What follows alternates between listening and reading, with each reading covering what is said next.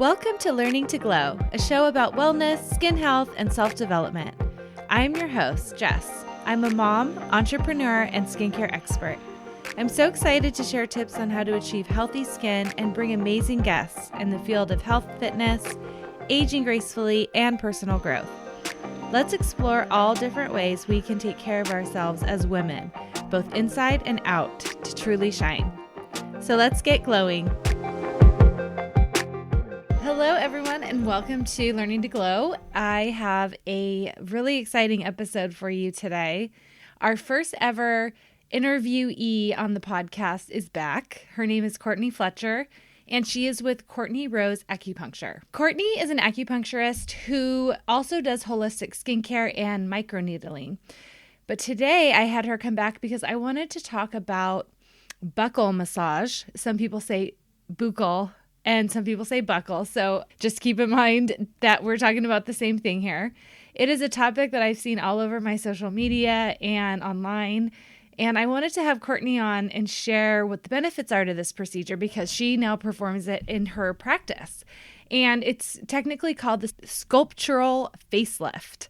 And so she really breaks down why we do it, what are the benefits, and I love how she talks about skincare because it's such a holistic approach and it's amazing. So I can't wait for you to hear what she has to say about that. But of course, we talked about so much more in this episode, including acne, how what we eat affects our skin, some really great tips on digestion, because that's one thing that if we are having trouble with our digestion, a lot of times we will see that in our skin. If it is in trouble, we can definitely see a lot of different problems ranging from eczema and acne and more. So we have some really great tips on digestion. We did talk about Botox and why she is not a huge fan of it and what you can do instead. And, this is not to judge or shame, but just to bring some awareness to things that a lot of people don't know about. It was such a great episode. I cannot wait for you to hear it. And thank you, Courtney, for coming back. Loved having her.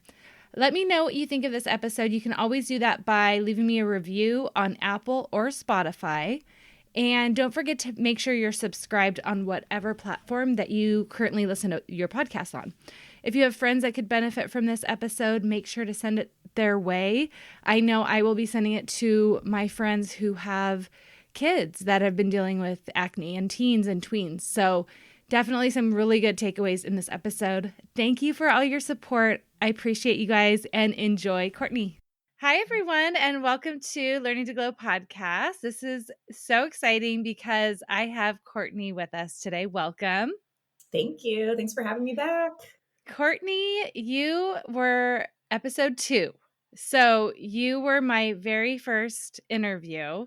It was such an amazing episode. I was so grateful for you that you came on the show. You also shared some of your amazing friends and they came on the podcast. So you're very special. Your episode was so popular that it still ranks up so high in all-time downloaded podcasts. So Awesome. You are an acupuncturist, and we talked back then about how you can use cosmetic acupuncture to help you look revived and glowing and beautiful. And so we're going to talk a little bit about all of that and some other fun new things that you do in your practice. But first, can you just tell us a little bit about yourself and welcome back?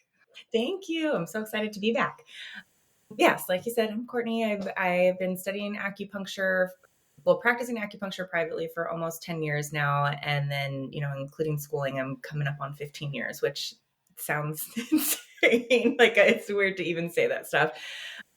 And yeah, I fell in love with doing the cosmetic portion of everything probably about maybe 6-7 years ago, something like that. And it really just started off with me being a girl and ooh, this is kind of fun. Let's see what we can do here, and really being somebody that wants to try to stay with as much natural, non-toxic stuff as possible, whether that's, cleaning products around the house, beauty supplies, any of that kind of stuff. It definitely piqued my interest when I started to learn about cosmetic acupuncture and what that could do. And then more recently started looking more on just diving deeper into the muscular manipulation that you can do in the muscles in the head, neck, and face, and how that like all really pertains to how we age. And that, like, you know, when you start to think about it, like we you know, we'll go and exercise and we'll work on our biceps or our quads or our glutes, you know, and do that kind of stuff, but we never take time to really like stretch out the muscles in our face or like really on like the front side of the neck or anything, like maybe a pinch in yoga, but you rarely have like a focus on those kind of things. So I've really started just kind of geeking out on that that kind of stuff.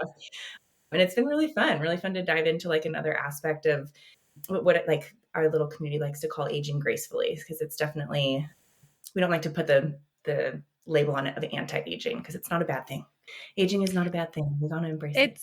It's so true. I know. And it's so hard to, as someone who's been in the beauty industry for a very long time, anti-aging was a category that we definitely, that's the term, that's what we use. And a lot of times you still see it because people know what it is. And it's easy to, okay, anti-aging, that means it's going to work on my fine lines and wrinkles and things like that. But yes, it isn't, of course it's not anti-aging, even though we could argue that like in our culture it is very anti-aging, like we're Exactly. hiding from that. But I love the wording of aging gracefully and still doing it in a way that, we feel good, we feel confident. And I love Yes. what you do too, because it's not only like, are we not harming ourselves, but Mm-hmm. there's health benefits to what you're doing. And like, what a fun side effect is that you look more youthful at the same time. So a Yeah. lot of what you just said and what you've been geeking out on recently with the muscle manipulation and all of that, I really want to talk more about that, because I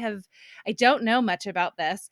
I know that I've been using tools on my face, and I love the analogy with the gym too, because yes, we do exercise our body, but then we like stop. I love that I've been seeing people talking about this a little bit more, so I cannot wait for you to break this down for us.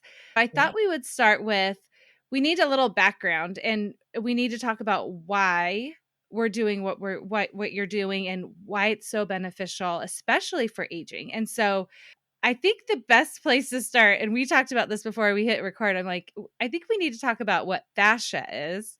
So the very short way of putting it is that fascia is a connective tissue.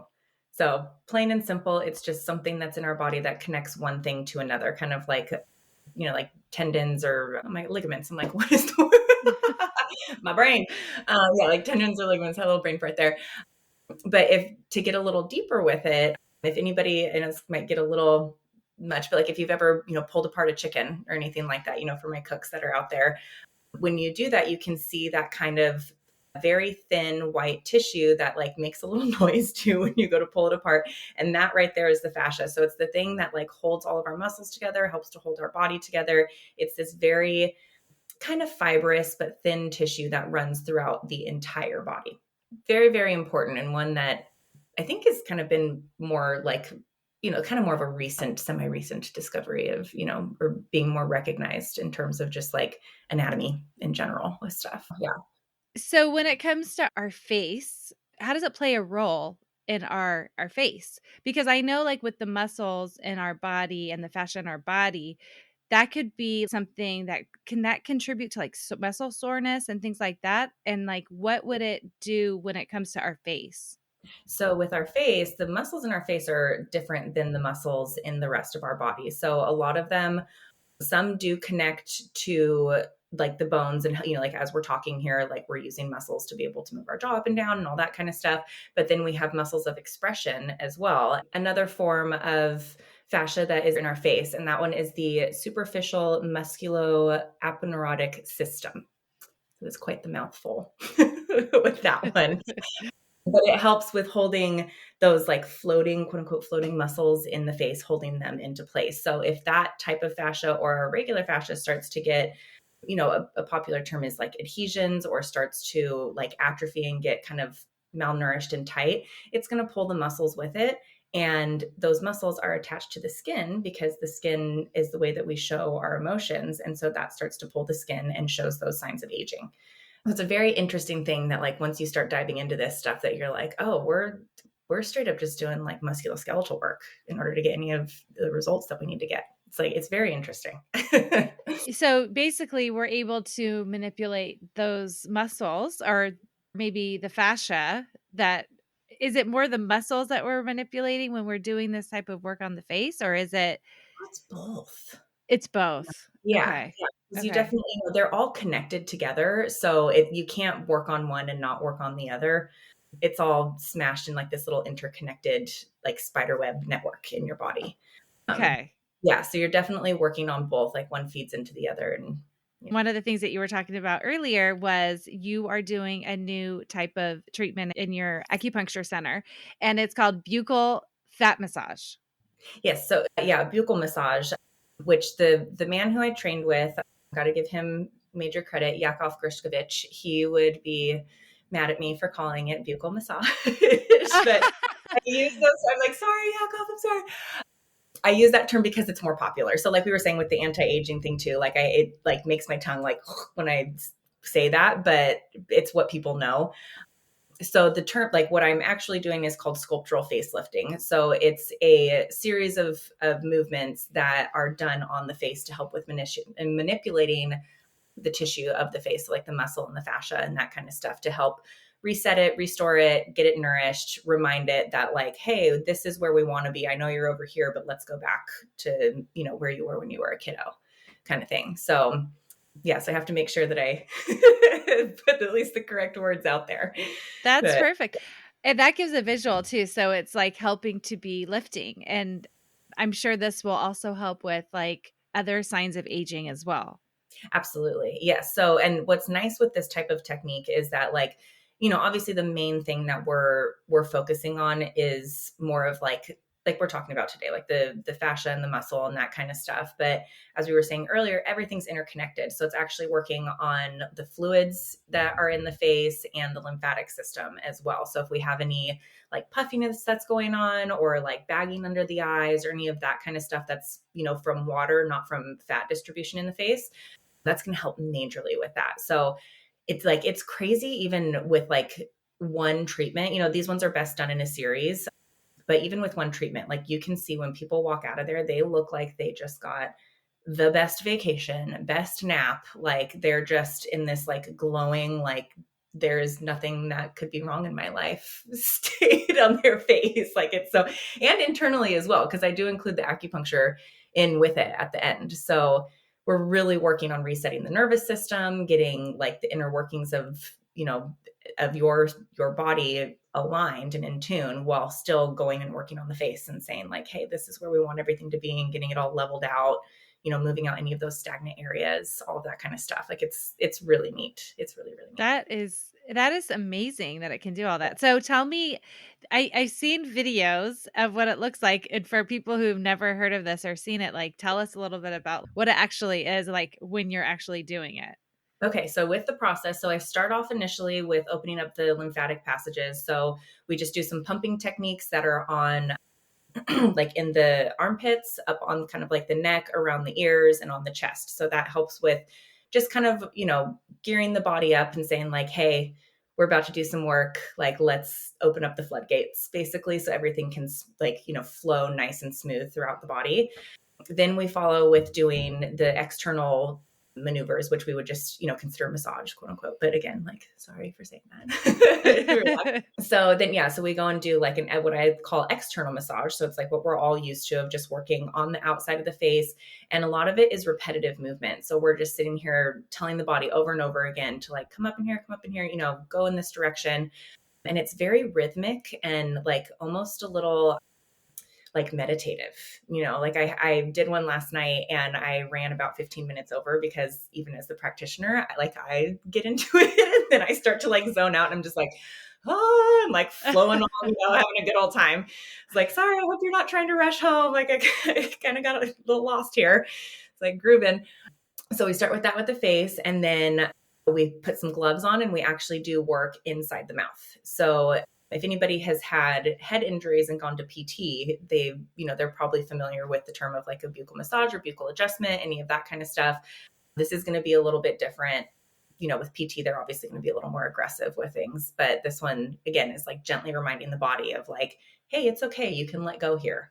Like you can relax kind of thing. So we put gloves on, we stick a couple fingers in the mouth and then start working all of those muscles that are basically from the cheekbone to the chin. So you can get all of that stuff in through there where you can actually pinch on either side and start to like rub it and relax it and get things to release and let go. And what really like made me so fascinated with this, when you start thinking about it, where else in the body can you grab a single muscle on either side? You can't. You can't. That It's is like, so interesting. Yes, I was thinking that when you were describing that, I was like, where else can you do that? you can't. So yeah, it's nice to be able to get in there and like really work all that stuff out. And another big piece of this that I have absolutely fallen in love with, that like I think we talked about in the first podcast, was just like the psycho-emotional factor of it as well. Did we touch on that? I can't remember. Honestly, I don't think we did. I don't think we Okay. did. Yeah. Yeah, so that's one thing that I really has like, I think kind of brought it for me to where I was like, oh my gosh, this is so cool. Like, not only are we working on like the health aspect, right, of getting like the body line, like in tune, lined out, we're going into a relaxed state with the nervous system, we're flushing out all of the stagnation and adhesions and like all that kind of stuff. But then when you start looking at the face itself, so let's say you have somebody that has had a lot of like disdain going on in their life and a lot of disapproval and a lot of things that they just have not really been happy with, and that they have not, they internalize it, right? They keep it in. You're going to see usually mirroring outlines with those people because they're kind of, so you'll see a lot of those guys going on. So you start looking at that and it kind of plays into like the face reading, or, you see your happy people with the, crow's feet, and they're like, oh, I hate my crow's feet. And it's like, well, but that's a sign that you smile a lot. Like, it's not the worst thing. Like, those are usually some like the little happier people, that kind of stuff. So when you start to work on that sort of stuff, it actually releases a lot of those stored emotions. So when you have people that have had like years of trauma or years of stored emotion, like things that they are not releasing, letting go, having that fluidity, when you get that muscle to finally like drop out, you will see it physically where they're like, oh, I look younger and that line isn't there so much anymore. But it also releases the emotion. So I have had some people where they're on the table and they will have like a full emotional release. Other people, they'll let me know the next visit. They're like, I got in the car and was just bawling my eyes out. They're like, but in a good way, it was like that thing that you just like a shower cry, where you need to just like get it out. I'm like, this is awesome. Like, how cool is this that it works on every single aspect? And then on top of it, their friends are like, oh, are you using a new serum? Your skin looks great. So it's Wow. it's really neat to be able to hit it from all of those aspects. So that was something too, like the reason that I decided to study with Yakov. He's one of the people that is like more of a founder of this type of technique, but he also really makes an emphasis of how important it is to recognize that there is that emotional factor that's going on. And it's part of the reason why I ended up, like running over yesterday, because you do allow yourself to just like, you turn the lights down, the music up, you nook in, and you guys go into a nice little flow together for a full 90 minutes. It's an hour and a half that you're in there just cruising along doing this kind of stuff. So it's pretty cool. It's really neat. I was going to ask you how long it is. And I love that because that's such a Eastern way of thinking of things too, like having your emotions and, things that you're holding on to come up and like you'd be able to see them Oh yeah. and like be physically there. And I Yes. had a face reader on one of my episodes, and we Awesome. talked about this too. She's, in Eastern medicine and does face reading. And it's so interesting and I actually had a reading and it was like, oh, this came up, and she could see something that was physically on my face and be like, Mhm. did this happen to you? Or is this an experience that you had? And I was like, isn't that so incredible? I'll link that episode too, because she was so Please amazing. do. But it's really fascinating. Pardon? Oh, I was going to say that stuff's a trip. Like Oh, for yeah. my education, we literally just like, we had like an introduction to it of like, oh, here's an overview of face reading. Here's who you can go to. Here's a couple of resources if you want to learn more. So like, I know some of it, but for people that really know that kind of stuff, it's almost scary. Like, like I had a few of them in my school, a few teachers, and like, you'd kind of walk around like with your, like, dude, like, I'm not giving you permission to read what's been going on in my life. Like, get out of here. Don't look at me, Oh my gosh, I love it. I think it's so amazing how this has so many benefits. Like Mhm. a lot of times you go in for a facial or, some type of treatment to work on some things that you don't, maybe concerns that you have. It doesn't go this deep. Like this is something that just hits on so many different levels. And I think you had mentioned before, this can not only help with, we can talk about more of what it helps with, but we were even talking about before we started recording, like it can help with like TMJ, or tell us Mhm. some other conditions that people might have. And, it's not all like, hey, I want to look younger. There's so much more to this. So tell us a few other things that it can be helpful for.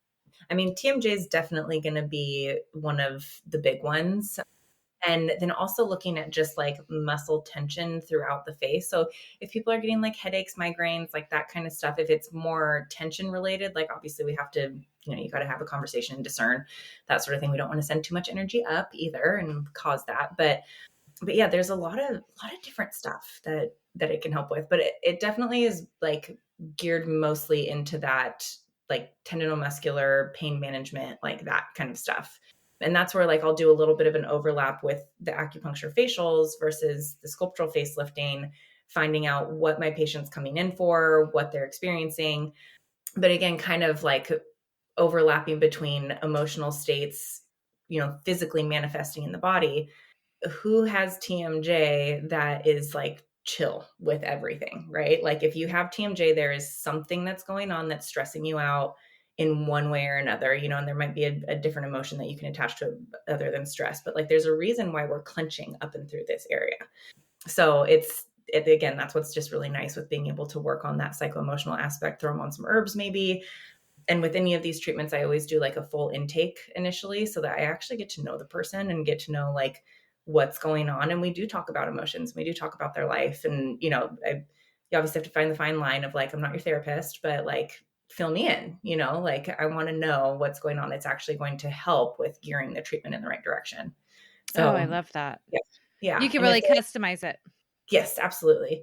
Yeah. So depending on what's going on, if it's something that, has more of like a posterior kind of neck thing going. A lot of times, especially with the 90-minute visits, why I like them so much is that it gives me time that if I want to start them face down, I can.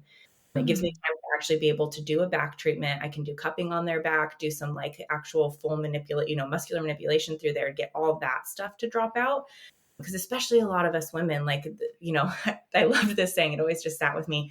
A lot of us will have like the shoulder tension, neck tension, that kind of stuff. And I forget who it was that was like, oh yeah, because you feel like you have the weight of the world on your shoulders. I'm like, oh, I like that. Like, yeah, yes, that's exactly that's exactly it. So a lot of us women have that, So it's nice to be able to work on the back and like take some of that weight off and then see what that already does with helping with the face and the flow and all that kind of stuff. Then you flip them over and work on the face and get all that stuff released.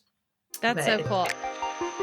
When I first started my wellness journey, I had already been in the skincare industry for years, working on client skin and as an educator for multiple skincare brands. When I learned about how the toxins in our personal care and beauty products could have a negative impact on our health, I knew I needed to make a change. I was used to the result-driven products that I was working with, and I was not happy with the natural products on the market at that time. Although they were safer and cleaner, they did not meet my expectations for results. I created Simply Just Skincare to deliver the results my clients demanded from their products while using natural, toxin-free ingredients. You can check out my clients' results and reviews on my website, simplyjustskincare.com. In 30 days, my clients have reported more hydrated skin, less appearance of fine lines and wrinkles, and more of an overall glow. Our top sellers include our Repair Toner, our Hydrating Undo Serum with hyaluronic acid, and more. I am offering my listeners 20% off their first order with code PODCAST. Check it out in the link in my show notes to get glowing today.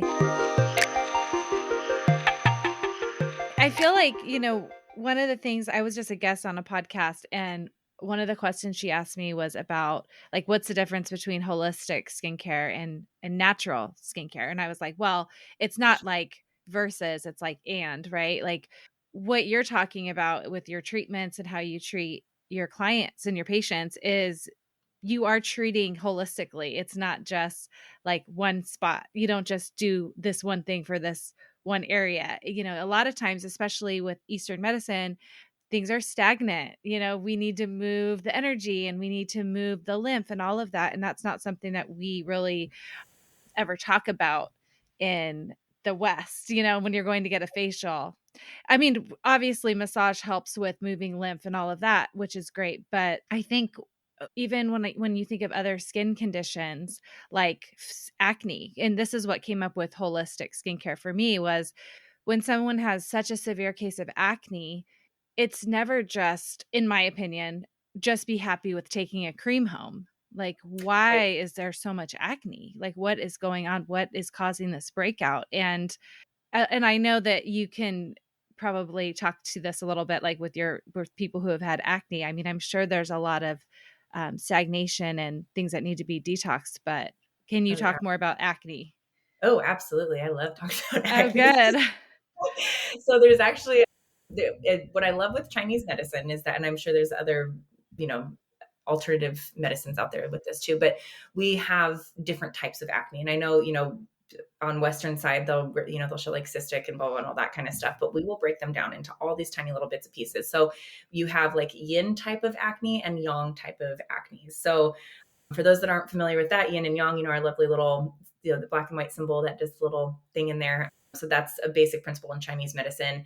Yin being more of like encompassing the principles of like nighttime or stillness, darkness, like that kind of stuff. And yang being more of like bright, light, movement, all that kind of thing.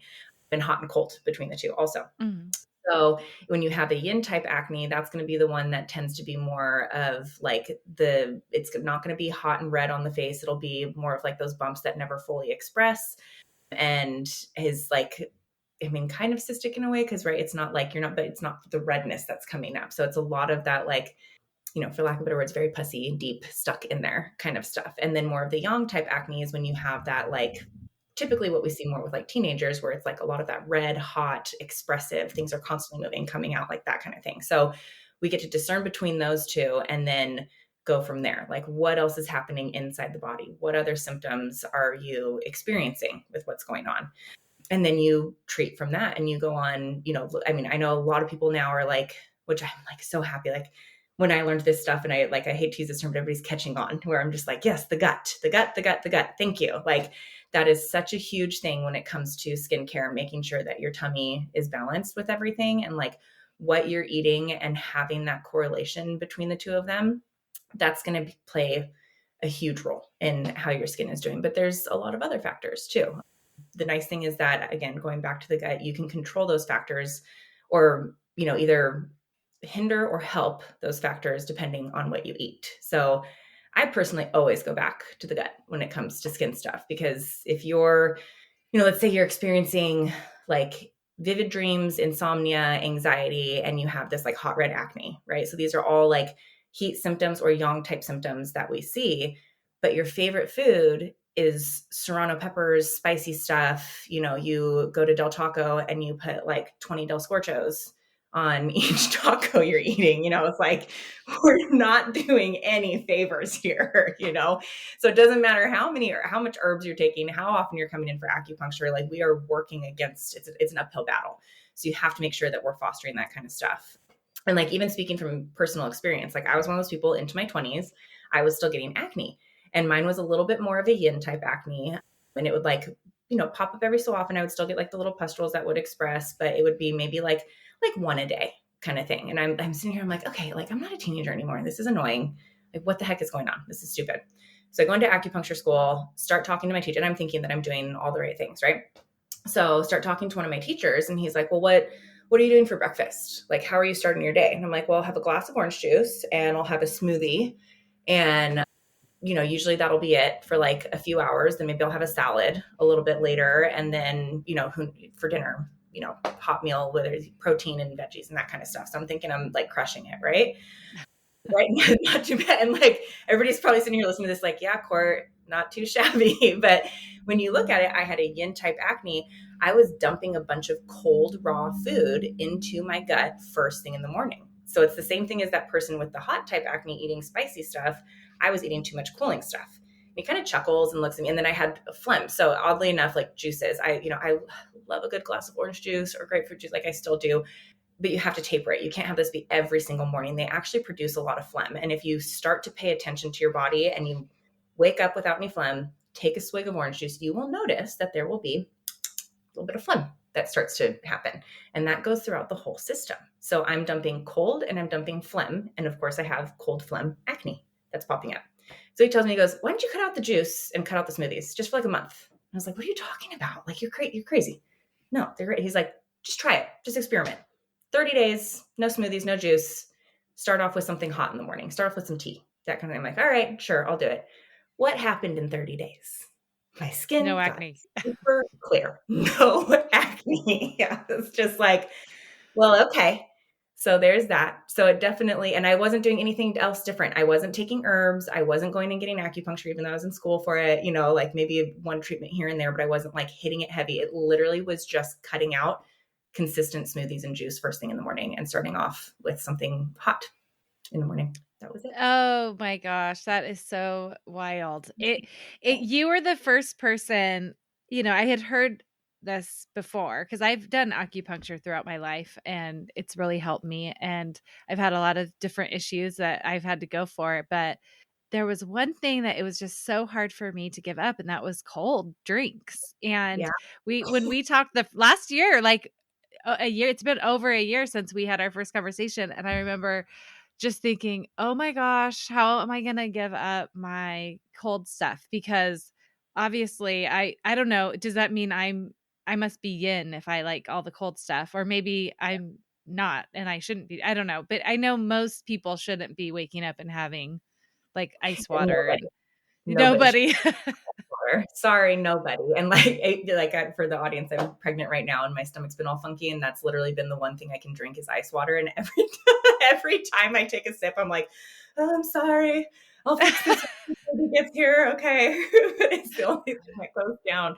But no, nobody should be having ice water, especially first thing in the morning. Like the way that Chinese medicine looks at our gut is a simmering pot of water. And you want to always keep it hot and moist to where there's just like that little, it's simmering pot of water. So if you wake up first thing in the morning and, you were in a yin state while you were sleeping, now we're going into the yang state. It's transferring into yang type. It's daytime. We're arising, right? It's kind of coming up to a nice little bubble, and you take ice and you throw that into the pot of water.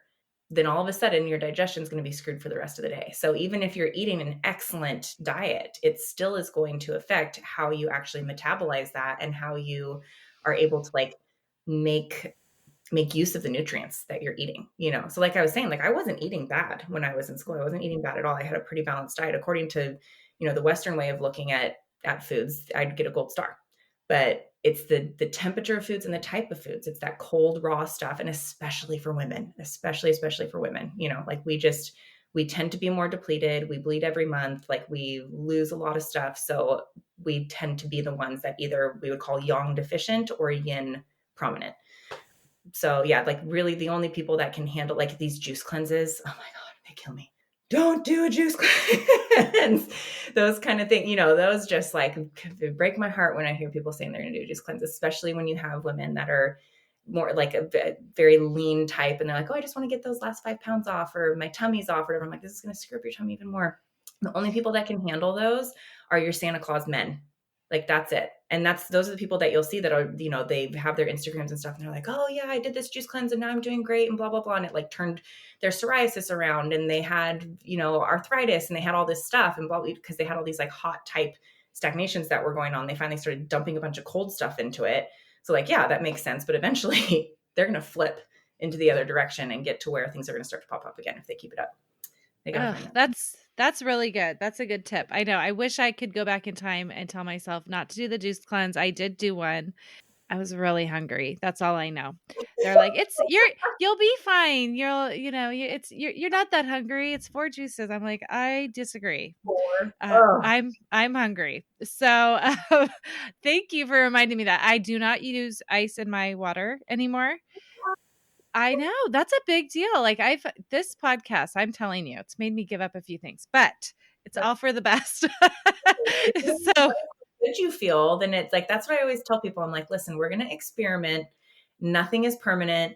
You don't have to do this the rest of your life. This is literally, let's just play around and see what happens. Be curious about it. Right. Be curious. Yes. And then that way, like, let's say drinking is one of them that I work with a lot of people on. Like, let's just slowly see if we can kind of play around with how much booze we're consuming here and start to dumb that down a little bit, I tell them, be curious, just try things. Like, let's aim for 30 days, but hey, if you have a night out, if it's your birthday, whatever, then who cares? Like, we're just trying stuff, This isn't some regimented, hardcore, feel shame if you screw up kind of thing. Like, no, let's just play around and see. And what I love is that like it gives people that freedom and ability to feel open to actually trying it. It's not as scary to try it. And even if they make it like a week of doing no ice drinks, no alcohol, no coffee on an empty stomach, like any of that kind of stuff, when they go back to it and they have that slip up, they start to notice. And it'll just be like that much where they'll go, you know what, I just didn't feel quite as good as I had been. And then they experiment with it a little bit more and a little bit more and a little bit more. And so you get to a point that like,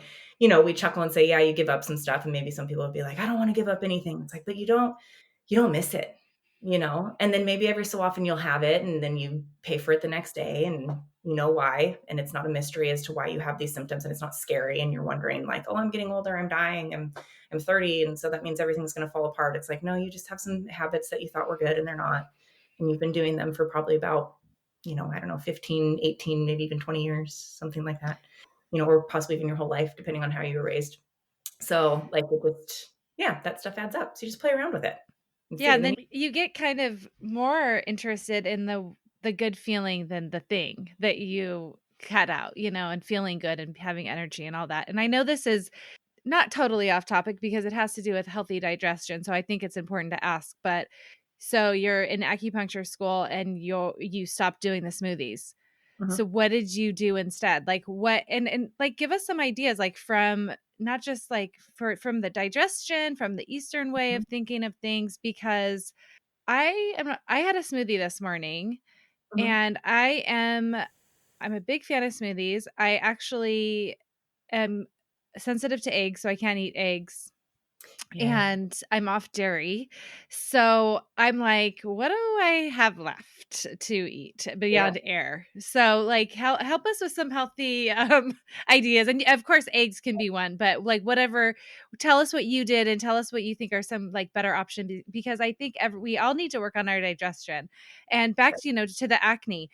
If we don't have that, I know that so many of my clients with acne or their kids, I have clients who have teenagers who have acne. I know it's because of a lot of stuff that's going on with digestion. Yeah, absolutely. So some tips in short, the easiest one is just have dinner for breakfast. Like most of us tend to have a hot meal, so that would work perfectly fine. Doing something like that, just flip it. If you like to have, like, I have a lot of people that, they're into the intermittent fasting thing, which again is like, oh my gosh, especially women. I'm like, no, don't intermittent fast in the morning, intermittent fast at night if you're going to do that. But eat breakfast. If you title the podcast "Eat Breakfast" for this one, do me a favor. Please, people, eat breakfast. So if you're one of those people that's like, oh, I haven't had breakfast in 20 years or something like that, then start off with just bone broth, something really simple like that, or even like a meat stock or anything like that. Something that's going to be hearty, that's protein rich and is warm. So those will be a really easy thing. Like it's just liquid, you're basically having a tea, but it just is like a protein rich tea instead of like an herbal tea. That's going to be a really great way to start easing your digestion into like waking up and being hungry again. And then since you're having something with protein in it, it's going to last longer throughout the day. So obviously, bone broth is not something that's going to hold you over for a long time. It's, it's still very a light thing. But I always have everybody start there if they haven't been a breakfast eater, like start with that and we'll work up from there. So then once we get to a point where they're like, okay, like, yes, I'm actually waking up in the morning, I'm feeling the desire to have a little bit more than just bone broth. Okay, cool. Now you can make it an egg drop. So for those of us that can do that, right? So if you don't know how to do an egg drop, it's really simple. You just take a bowl, you whisk an egg into it, and then you like stir the stock around while it's on the pot and is simmering, and then just slowly pour little bits of egg in there, and it cooks it really nice. You get these beautiful little ribbons of egg in your stock. So now you're having a little more protein, something that's a little bit heartier. Then you can start adding vegetables into it and doing that kind of thing. So it can get to where you're having like a nice hearty cup of soup first thing in the morning. Or if you are a breakfast eater, but you're just eating something that's like, not suiting you, steak and eggs. I'm all about steak and eggs. Go for the heavy protein stuff. Like, don't be afraid of it. That definitely is a great way to start the day, and it'll hold you over and keep your blood sugar level throughout the day too. And just like a note on that, and kind of like with the juices and that kind of stuff, like I work with a functional nutritionist in our office as well, and she and I will like go on rants together about how many people, men and women, still are doing the calorie cutting kind of thing, and they think if they are in a deficit, then they're going to be doing better in this kind of stuff. And it is so the contrary. Like if you're eating, you can eat a lot. You can eat a lot of food in one day. You just have to pick the right stuff and you won't be gaining weight. Like you actually will be gaining muscle mass, you'll be getting energy, you'll be feeling really good. You want to start off with something hearty first thing in the morning. And as far as like when I was in school, oddly enough, I did a lot of oats first thing in the morning, which now I tell people not to do.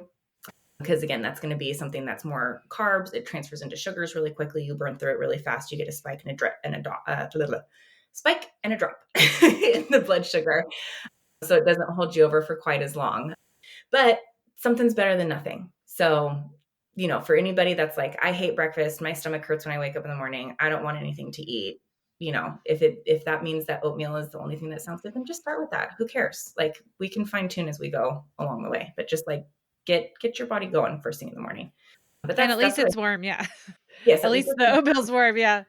Yes. And I would do like a hot tea, whether it was like ginger tea or goji berry is another really good one, especially for women, because it does help with building blood. Or you can do like red jujube, any of that kind of stuff. You just pour hot water over it, get it in one of those little canisters. It soaks throughout the day. And so you're having something that's building blood, moving digestion, getting things going. And then, your chia puddings and that kind of stuff. Just make sure it's warm. Just warm stuff. I love these tips so much. Like, I'm so excited. And goji berry tea, I'm so going to make that. Oh yeah. Oh, I've got all sorts of little teas that are fun. Okay. I'm going to be messaging you for more ideas, but this is so good. This is so helpful too, because this goes back to, it's just this big circle, and these tips, it's huge. Even for what I know and what I've learned, especially I think I've had 3 acupuncturists on my show. I know what I need to do in the morning, and I have improved. I'm not like fully there yet, but I feel like, especially because I have some work to do with my digestion, like these are really, really good tips. These are important. So just to kind of go back to the aging gracefully topic, cosmetically, I want to talk about one of the things we kind of touched on last time, which is some people are doing fillers and injections to sort of achieve some of these results that we can get with the work that you do. Maybe you could give us a brief idea of why they should think about that if they're concerned with their health, because one thing that you say is that you go into your treatment room and there's a lot of different things we're working on. It's all helping to move lymph, it's all helping to move energy. It's like only positive side effects. So these other things that women are doing and a lot of people are doing, like even I've heard people like inject Botox in their lips so that it kind of flips up and lifts up and things like that. Give us your thoughts on that and maybe what to think about. Yeah. So things to think about. So especially with Botox, it's a neurotoxin. So it's one of those things that, like, I think that for me, learning that already was like the first kind of red flag that I got, where I was like, wait a minute, it's something that's toxic to my nervous system and I'm injecting it into my face. Like, let's just take a pause and like think about that for a second. Right.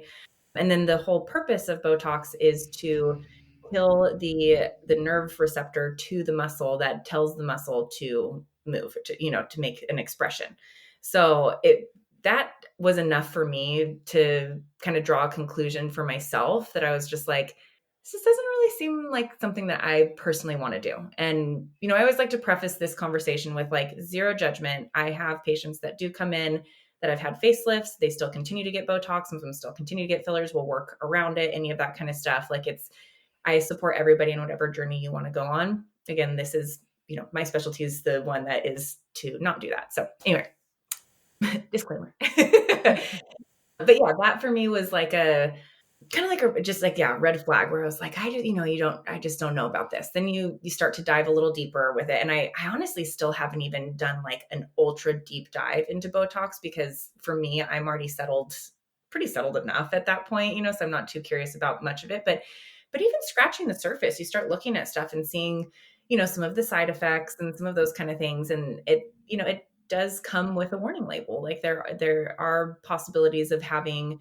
like nerve damage, people that have been having, issues after getting Botox with how their face is functioning, or they're getting pain, or maybe they got too much. I actually had one client that came in because she didn't like the way that it looked. So we went in there and tried to get it out of there as fast as possible. But then another thing for me, again, with just thinking logically and not, reading tons of studies and that kind of stuff, it wears off. So what does that tell you? That tells you that the body is metabolizing it. So some way or another, your body is fully absorbing this stuff and it's sending it somewhere to get it hopefully out of the body. I have been hearing that there's been more studies about it showing up in nervous system tissue. So again, that's, not anything I've done like a massive deep dive on, but just stuff to be wary of. And I know for some people, they'll use it for non-cosmetic concerns, with like if they're having like migraines or like tinnitus or like any of that kind of stuff, it can definitely help with that. But if you do have those things, I still would encourage you to go to acupuncture, because I actually like headaches and migraines are one of my favorite things to treat. And I've gotten people off of medications and they're living a normal life without taking anything and able, they're headache and migraine free. So there are options that are out there for that kind of stuff. It just takes longer, Botox is the quick fix. So I think that's why it's so appealing to a lot of people, is because that's like one of the major differences, right? Like you go to Botox, what does it take? Like 3 days, something like that, 2-3 days to where it finally like takes full effect. And then you're like, oh, okay, we're good. I have the look that I'm going for, or like, don't have my migraines, whatever, like any of that kind of stuff. Whereas this is something that is done in a series. It's consistent. We were talking about the gym earlier. I always like to say that like this type of treatment is taking your face to the gym. So, if you go to the gym once a month, sure, that's going to help. But if you go weekly, that's going to help even more. So it just depends on how much and what are you doing at home too. So yeah, it is. I'd say that's just like the big thing that like makes Botox such a shiny package to go to, is because it's like, oh, cool. Like I don't have much time to do things. So I'm just going to go ahead and do this really quick. And then I'm good for another 6 months, move on, do that instead of having to come in consistently. But to me, I think it's worth the investment to be coming in more consistent. And you have all these other things, that like, I'll never forget. I had one patient who, very busy mom, and she was noticing, she's like, yeah, I feel like life is just easier. The kids don't stress me out as much. The schedule doesn't stress me out as much. I feel like I can just manage my life a lot more. And I'm finding more like enjoyment in my life. So she was the first one to notice it. Then her husband was the one that started noticing it. Then the holidays hit, right? So then everything goes like it just gets crazy with everything. So she, had a little bit of time off, and I get a call from her, a text from her, and she's like, it's time. I need you. The husband's saying that I need to go in.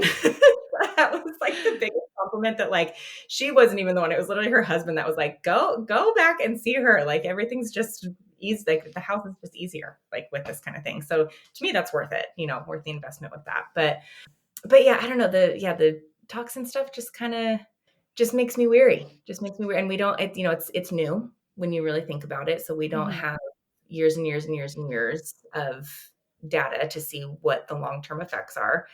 And then kind of going back to that like muscle and fascia piece of this, that when you are killing the nerve to the muscle, that means the muscle's just sitting there. So that's the whole point, right? We want it to sit there and lay flat. I'm trying to get it to lay flat by getting it nice and gooey and nourished and that kind of stuff. They're getting it to lay flat by not allowing it to move.